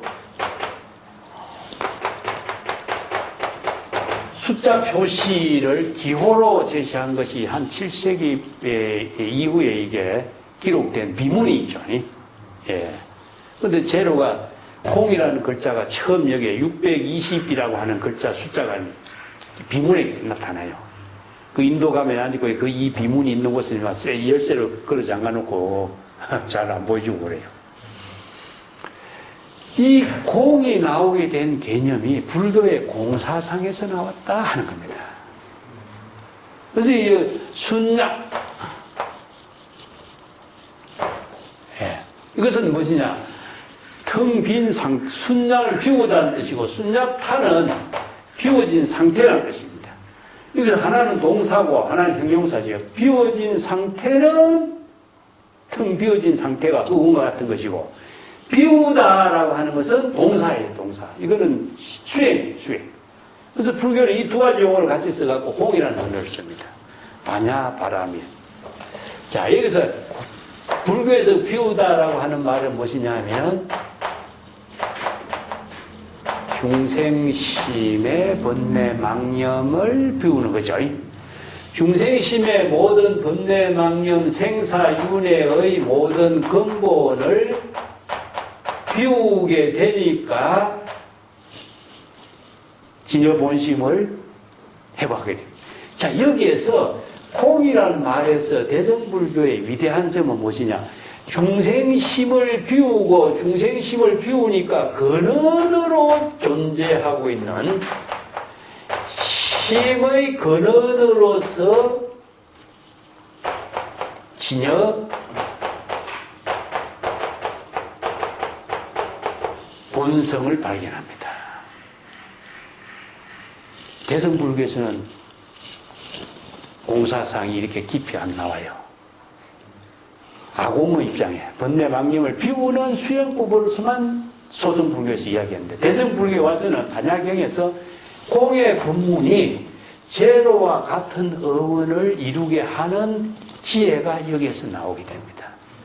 그러면 번뇌 망념의 중생심 생사윤회의 모든 근본이 되는 중생심을 비움과 동시에 중생심의 근원에 뭐가 있었느냐? 진여본심이 있었다는 사실을 발견하게 되죠. 자, 진여본심을 그냥 열의 비밀 장이라고. 그래서 이걸 열의 장이라고 해요. 법화경에서. 열의 지혜를 이루는, 이 비밀은 불가사의입니다. 열의 지혜를 이루는 불가사의한 창고가 있다, 이겁니다. 이게 열의 장이라. 중생심을 비우게 되니까 중생심의 그 근원, 그 본질에 존재하는, 본질로 작용하는 핵심이 진여본성이더라. 이걸 발견한 겁니다. 그러면 여기에서 공과 진여본성은 같은 거예요. 같은 겁니다. 이제 공이라고 하는 숫자를 불교의 방편 법문에서는, 여기에서 대乘불교의 방편 법문이 공과 같은 기호로 제시했지만은 방편 법문의 언어로 제시하고 있는 법문들이 대乘불교의 방편 법문입니다. 자, 이것을 다른 말로 한다면 뭐죠? 불성, 열애장, 진여본성, 우의법, 불의법문, 열애, 대乘불교 경전에서 설하고 있는 해탈, 열반, 깨달음 모든 방편 법문들은 전부 다 공이라는 언어를 다른 방편 법문으로 설하고 있습니다. 마치 무엇이냐? 제로라고 하는 숫자를 통해서 1과 9라고 하는 숫자를 통해서 무궁무진하게 많은 수학의 논리를 제시하는 것과 같아요. 자, 여기서요, 1이라고 하는 숫자에다가 1을 하나 더 넣고 9를 더 넣으면, 그리고 제로라고 하는 숫자를 통해서 1에서 모든 숫자를 대조합을 하게 된다면은, 제로는 실수는 아니지만은, 제로는 뭡니까? 일체의 모든 수를 모두 포용함과 동시에 모든 숫자를 무궁무진하게 변화시키게 하는 불가사의한 묘력이죠. 우리 불교의 방편 법문도 마찬가지입니다. 진여 일심의 지혜로서는 무궁무진하게 많은 방편의 지혜를 자유자재로 설하고 제시하고 치료할 수 있는 능력이 있는 거죠. 그래서 불교의 방편 법문은 전부 다 제로와 같다. 여기서 이식공문이라고 하는 법문은요, 모든 공의 법문을 방편법문으로 다양하게 설하고 있는 내용입니다. 그래서 공이라고 하는 글자를 단순하게 우리가 공이라는 글자만 의미를 두서는 안 돼요. 대성불교의 모든 재불열애가 설하는 방편법문은 중생심을 비운 모든 방편법문은 제로의 기호와 같습니다. 그래서 1과 9라고 하는 숫자를 수없이 많은 방편의 언어를 마음대로 창조해낼 수 있는 지혜가 여기에 걸려 있어요. 그래서 방편법문을 잘못 이해하면요, 지혜가 되지 않습니다. 그래서 이게 반야의 지혜. 반야의 지혜를 이루게 하는 힘은 무엇이냐? 공이다. 왜? 중생심의 번뇌 망념이 비워졌기 때문에 진여일심의 지혜를 이루기 때문에 반야의 지혜가 됩니다. 불안하주냐라고 그러는데 이거 진여 본성으로 작용하는 지혜를 반야의 지혜라고 그래요.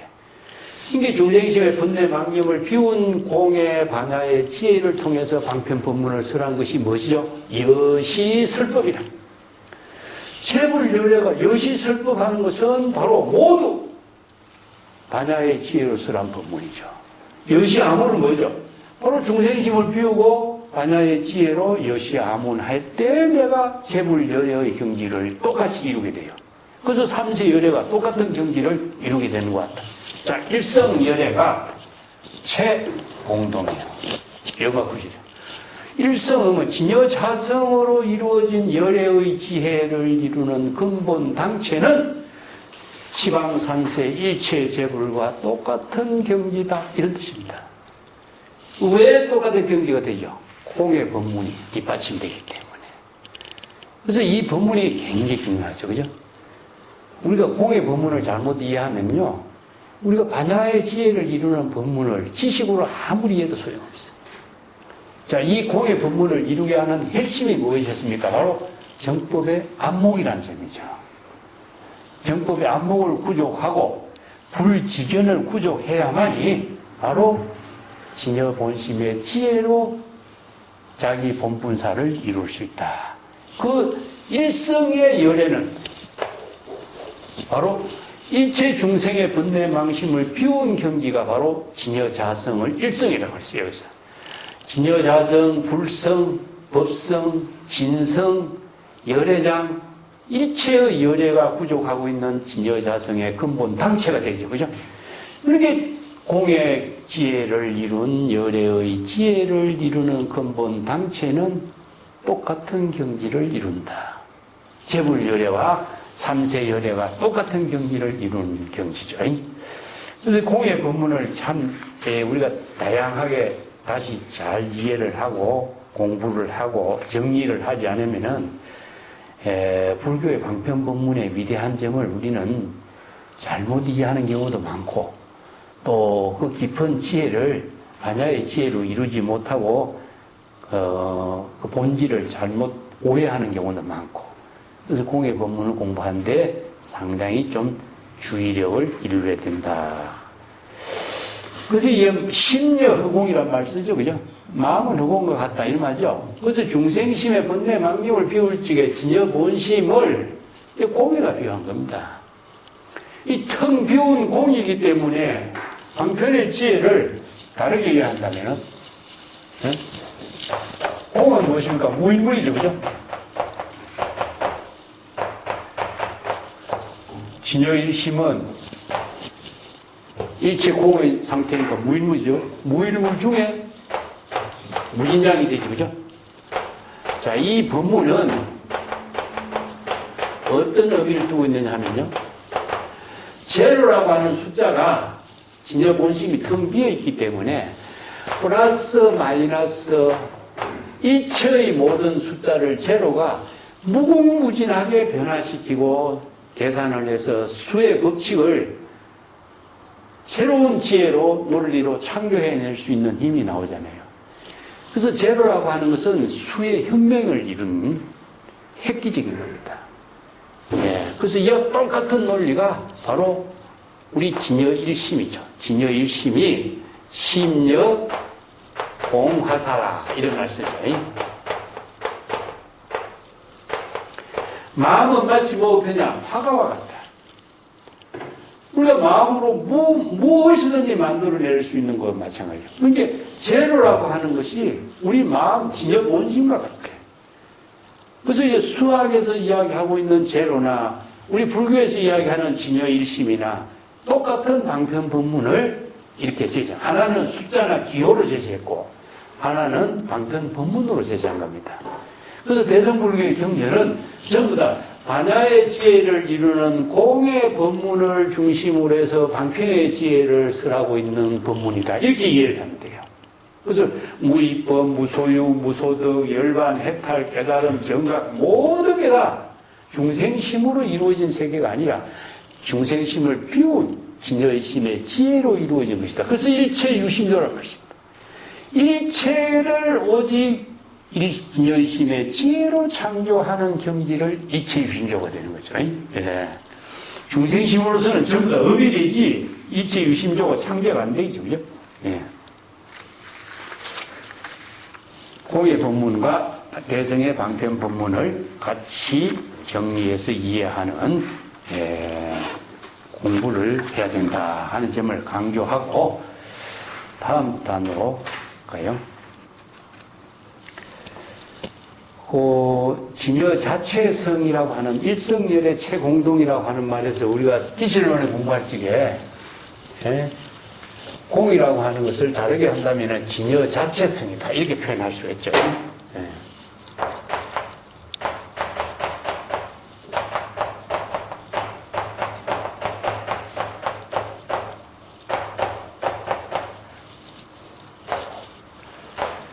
공은 진여죠, 그죠?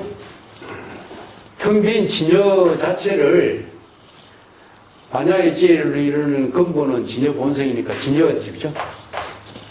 진여 그 자체가 외부의 힘에 의존하지 않고 진여 자연, 진여 그 자체의 지혜의 생명으로 이루어져. 그 때문에 일성 진여가 열의 근본 단체가 되는 것이 진여 자체가 지니고 있는 특성, 자체와 특성, 지혜, 작용 세 가지가 함께 똑같이 이루어지는 것이죠. 이걸 6가지로 표현하죠, 그죠?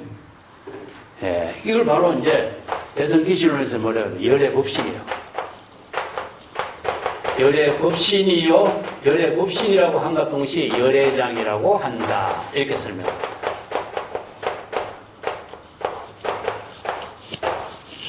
자, 그 6가지 특색이 무엇이었습니까?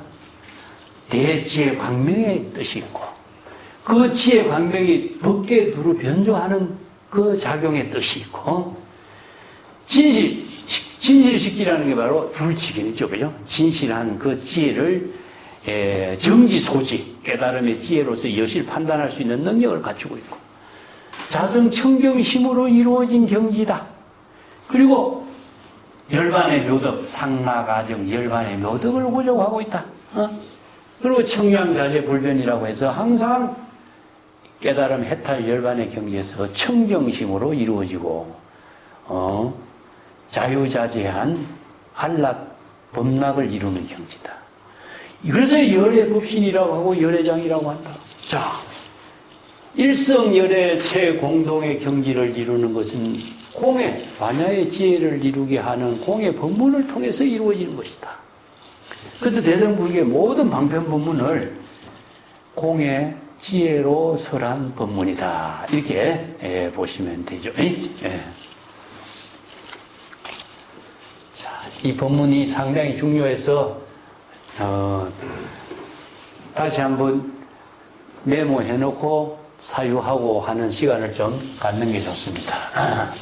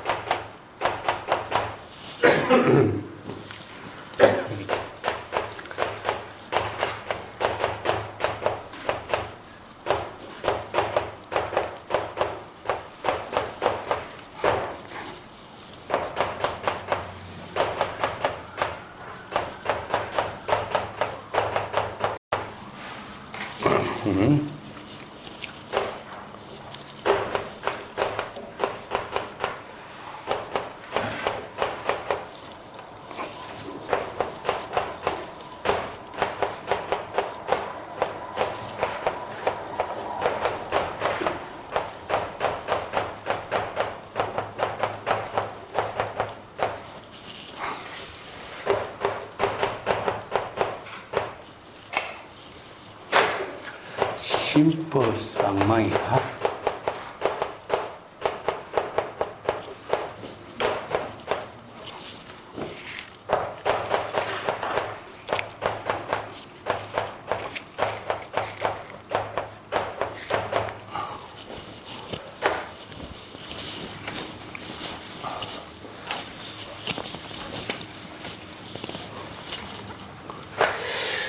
여기도 심법을 나눠서 이제 설어놨는데, 심은 바로, 모든 근본, 법은 대상 경계. 이게 심법이라든가, 인법이라든가,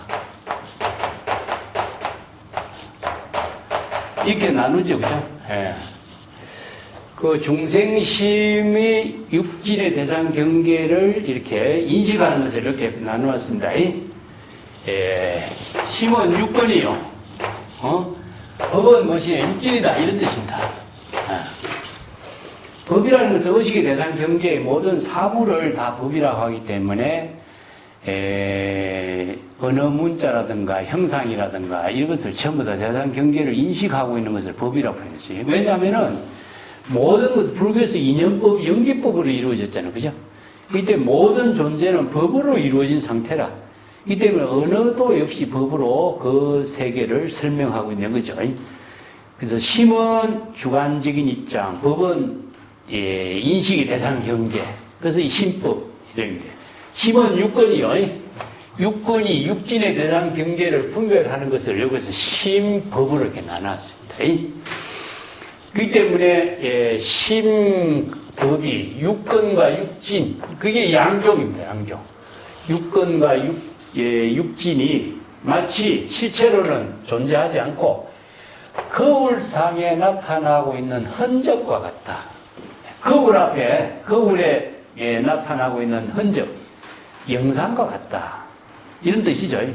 그러면 마음이 실체가 있느냐 하면 마음도 실체가 없고, 거울 앞에 나타나는 영상도 실체가 있느냐? 없죠. 이것을 뭐라고 하냐면은, 화나와 같다. 경중상이라고 표현하죠. 그죠? 그렇게 표현합니다. 자, 교재를 한번 봅시다. 145페이지. 심시건이요, 법시건. 그래서 심과 육진의 대상 경계, 육정을 이렇게 표현하는데, 아니면 설신이 색성향 미초법이라고 불교에서는 그 심식 철학을 아주 논리적으로 체계 있게 잘 설해놨습니다. 그래서 불교의 인식 철학만큼 정확하게 자세하게 설한 사상이 없죠. 그 부분은 우리가 유식 철학에서도 대성기실론에서도 자주 언급을 해놨습니다. 대표적인 것이 무엇이냐 하면은 145페이지 내가 맨 밑에 해놨는데, 그 대성기실론에서 망심이 일어나면은 의식의 대상 경계가 일어나고, 망심이 소멸하면 의식의 대상 경계가 소멸한다. 이 한 구절이 심법, 심의식의 작용을, 중생심의 대상 경계를 분별하는 의식의 작용, 생멸심이 작용하는 것을 잘 표현한 것인데, 이제 그 원효와 대성기실론 이야기가 이 한 구절을 갖고 이야기한 거죠. 이게 바로 유심의 본문이에요, 유심. 그래서 유심은 두 가지 의미가 있어요. 중생심으로 작용하는 것도 유심이고, 진여의 심이 지혜로 작용하는 것도 유심이라는 것인데, 안목을 부족하면은 뭐죠? 중생심으로 작용한 것을 진여의 심의 지혜로 바꾸는 능력이 있는 거고, 안목이 없으면은 중생심의 작용이 대상 경계를 분별하니까 의미 작용하는 거예요. 그렇기 때문에 안목이 있으면은 초발심으로 정각을 이루게 하는 힘이 발휘돼. 그래서 이제 모든 것이 다 유심의 작용으로 이루어진다. 그래서 이체 유심조라는 말을 이제 쓰라고 있습니다. 근데 이거 마치 거울에 나타나는 흔적은 무엇이냐? 화나와 같다. 그다음에 경중상이라 그러죠. 이 흔적이라고 하는 것은요, 거울에 나타나는 형상을 말합니다. 형상. 거울을 마주하면 거울 속에 그 형상이 나타나는 것을, 그 흔적으로 나타나는 것을 말하죠. 자, 마음은 대상 경계, 실체가 있느냐? 마음도 실체가 없는 것이고, 의식의 대상 경계도 실체가 없는 것이다. 이것은 뭐냐 하면은,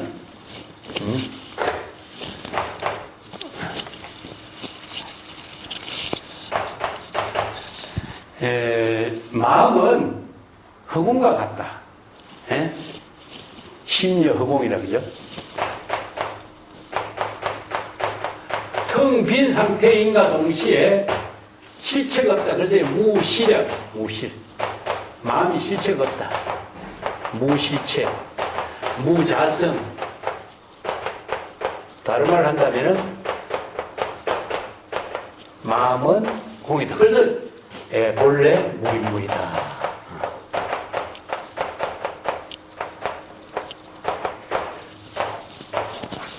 그러면 의식의 대상 경계는 실체가 있느냐? 의식의 대상 경계는 마음이 망심에 의해서 대상 경계가 있는 것이지 망심이 없으면 대상 경계가 없는 거죠. 그렇기 때문에 마음이 실체가 없는데 대상 경계가 어찌 실체가 있을 수가 있느냐? 그렇기 때문에 마음도 육건으로서 안입이 설신으로 작용하고 있는 또 대상 경계, 색성량 미촉법으로 작용하고 있는 대상 경계, 이거 역시 두 가지의 모든 마음과 대상 경계가 거울에 나타나는 영상과 같다. 흔적과 같다. 이게 무자성, 무실체에 또 대상 경계에 실체가 없다라고 하는 것을 이제 거울에다 화나와 같이 비교하죠. 그죠? 그 여몽한포영, 일체 유의법은 여몽한포영, 여로 여겨전 이렇게 표현하는 것 같아요. 이게 뭐냐, 심하고 건하고 하는 것은 중생심으로 대상 경계를 인식하는 거니까 전부 다 일체 유의법이 돼요. 여몽한포영과 같은 거죠. 거울에 나타나는 영상과 같이 실체가 없다 하는 것을 이렇게 표현하고 있습니다. 그 지공하상의 대성찬에 이런 개송이 있어서 내가 소개를 해놨습니다. 허망한 망신, 중생심의 거울과 맞이하면 영상과 허망한 중생심 몸이 다르지 않는 것이다. 그 대상 경계의 영상을 없애고 중생의 몸만 남겨둔다고 한다면은 중생의 몸의 근본이 허망한 줄을 알지 못한 것이요. 중생의 몸의 근본과 거울의 영상이 다른 것이 아니라는 사실을 바로 알아야 하리라. 이걸 이제 어리석은 자는 이것이 따로따로 있는 것처럼 실체가 있는 것처럼 착각하고 있는 거죠. 그 병정화상이 내구하라고 불을 가지고 이웃집에 불을 구하는 것과 마찬가지다. 중생심의 마음을 가지고 마음이 실체가 있는 것처럼 대상을 경계를 찾아가는 그런 모습이 순응경에 연합같다 이야기가 나오죠. 그죠? 자기의 마음 진짜 얼굴을 찾아서 거울에 자기 얼굴을 항상 비춰보다가 자기 미남 얼굴의 실체를 진짜 얼굴을 찾아서 찾아다니는 거죠. 거울에 나타나는 자기 얼굴이 실체가 있는 것으로 착각하는 거죠. 이게 뭐냐? 중생은 전도 몽상 착각하고 있다. 근데 자기 얼굴을 자기가 보지 못하니까 대상을 보면서 자기 얼굴을 찾는 거나 마찬가지. 이 중생이 이런 삶을 살고 있다. 이걸 이제 비유 본문으로 그렇게 쓰라는 거죠. 자, 여기 나타나는 것이 뭐냐? 흥구입니다, 흥구. 거울에 나타나는 이제 흔적을 여기 흥구라 그래. 이건 때를 말하는데, 흔구는 거울에 나타나는 때니까 뭐죠? 거울에 나타나는 영상이지. 이게 실체로 존재하지 않지만은 임시로 거울에 나타나는 영상의 때라. 자, 이것을 진재, 거울에 나타나는 영생. 이것을 어떻게 제거합니까? 거울에 나타나는 영상의 때를 어떻게 제거해야 될까요? 심생적 종종법 생이요. 심멸적 종종법 멸이죠. 요 법문이야. 그래서 자의 중생심을 비우면은 대상 경계가 비워져요. 자의 중생심을 비우지 않으면은 대상 경계가 있는 거예요. 이 법문이 유심의 법문이잖아요. 그래서 이 원효가 이 유심의 논리를 깨닫고 일체 유심조 논리를 깨닫고 굳이 불법의 법문이 유심의 법문이라는 사실이라고 한다면 내가 이 법문을 깨닫기 위해서 중국까지 갈 이유가 뭐 있느냐. 그래서 이제 중국의 유학의 길을 포기했다. 이런 이야기를 전하는 거죠. 그 기실론 공부를 하면서 이 법문의 도리를 다 깨달았으니까 자기는 이제 한간 그런 이야기를 뒤에서 연결시킨 거라고 나는 봐요. 그렇기 때문에 흔구, 거울에 나타난 영상이 실체가 없다는 사실을 어떻게 제거할 수 있습니까? 제거할 수 있는 법은 뭐죠? 발심. 자, 내가 중생의 망념을 비울 수 있는 힘이 뭐라고 했어요? 불지견이 있어야 돼. 불지견이 없으면은 이 제거할 수가 없어. 초발심도 불지견이 있어야 할 수 있는 거예요. 자, 이 법문이 선의 정법안장을 전한 전등의 의미의 핵심이라. 선의 법문은 이 한마디 법문으로 전부 다 연결되는 거예요. 그런데 거울의 영상이 실체가 없다라는 사실을 제거할 줄 안다면은 바로 거울의 빛이, 밝은 빛이, 흔적과 때가 없는 거울의 밝은 빛이 그대로 나타난다. 이 거울은 우리가 원래 무인물의 거울이니까 진여본심이에요. 이게 진여본심의 거울을 바로 신령스러운 우리가 영경이라고 해요. 영경이 신령스러운 불가사의한 거울의 지혜 작용이 뭘 위하냐? 진여본심에. 영각이라든가 이런 말을 쓰죠, 그죠?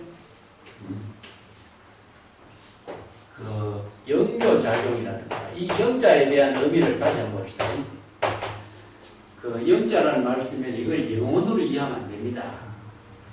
불교에서 설하고 있는 실영자는 여기 신비, 신비의 의미인데 그건 불가사의예요. 불가사의. 불가사의는 무엇이죠? 희와 진여일심, 진여일심의 지혜가 불가사의한 지혜로 작용해요. 불가사의 해탈 법문입니다. 그래서 이제 진여일심이 불가사의한 지혜로 작용한다. 이런 표현을 영묘작용이라든가 영경이라든가 아니면 영각이라든가 이렇게 표현합니다. 불가사의한 지혜의 작용으로 이루어진 깨달음을 영각이라고 해요. 근데 이걸 영혼을 깨닫는다 이렇게 번역하면 안 됩니다. 그래서 이제 불가사의 해탈 법문, 융화경의 불가사의 해탈 법문을 이렇게 이제 중국 사람들은 영경이라든가 신령스러운 영자를 갖다 붙여서 이렇게 표현하는 거죠. 이때 여기에 지혜 방명, 신령스러운 진여의 십의 지혜 방명이 모든 번뇌 망념이 때가 다 소멸된 상태가 뭐죠? 공이. 지혜 광명이 불공으로 작용. 이 도리를 표현했죠. 번뇌 망념이 다 제거되면은 진여의 십의 지혜 광명이 비로소 드러난다. 이게 망념이 소멸하면은 법신이 드러난다. 이 유학의 이제 기시론을 그렇게 해야 되거든요. 예, 망념이 없어지면 그대로 부처의 지혜가 다 작용하게 된다. 똑같은 내용이죠. 그래서 이제 여기서 다시 한번 정리합니다. 신법, 육근과 육경의 대상 경계를 모두 함께 텅 비우게 된다면은 진여 본성은 그대로 진실이 된 깨달음의 지혜를 이루게 되리라. 이런 뜻이야. 이게 성적진이라. 성은 뭐지요? 바로 중생의 번뇌 망념을 다 비운 상태가 성이니까 이건 뭐죠? 공이죠. 본래 무일물의 경지에서 무진장한 지혜가 여실하게 작용하게 된다. 열의 지혜가 여실하게 작용하게 된다. 이 지는 바로 깨달음으로 작용하는 모든 열의 지혜를 진, 진실이라든가 이것은 바로 지혜의 작용을 이렇게 표현하는 거죠. 여기서 지관적인 마음과 대상 경계가 모두 함께 텅 비우는 것이죠. 아공, 법공. 아공, 법공이라든가 주객, 자타, 진망, 선악, 부모 이것을 텅 비우는 것은 불지견으로 중생심의 번뇌 망념을 비우는 거죠. 이 때문에 항상 발심수행, 일체 유신조의 법문, 초발심 정각을 이루는 법문, 발심수행의 법문, 핵심은 뭡니까? 바로 불지견 정법안장입니다. 불지견과 정법안장이 없으면은 바로 이런 지혜를 이루게 하는 깨달음을 이룰 수가 없어요. 그래서 이 법문이 뭐냐? 정법안장을 부촉한 이심전심으로 정법안장을 부촉한 선의 법문이에요. 자, 이 법문이 어디 경전의 가르침에 의해 전하고 있느냐, 그죠? 이 법문은 오직 서가모니 부처님이 가섭에게 전했고, 스천 28조 달마에게 전해져 왔고, 달마가 해가에게 전해서 육조 해능에게 전해왔기 때문에 중국 선에서 이 법문을 설하는 것이다. 이 핵심의 법문이에요, 이게. 대승 경전에서 수없이 많은 법문을 설했지만 이 법문들은 다 경전의 가르침을 교학으로 지식으로 이해하는 이야기다. 이 법문이 진실된 깨달음으로 이루게 하는 법문은 안목이 없으면 불가능하다. 그래서 이 법문을 설하는 것은 여러 가지 경전의 법문을 다시 정법의 안목으로 깨달음의 지혜로 지금 여기 자기 본분사를 이루게 하는 능력을 제시하고 있는 거죠. 이게 바로 정의도 깨달음의 지혜를 이루는 법문이다. 이런 뜻입니다. 오늘 여기까지 할까요? 네.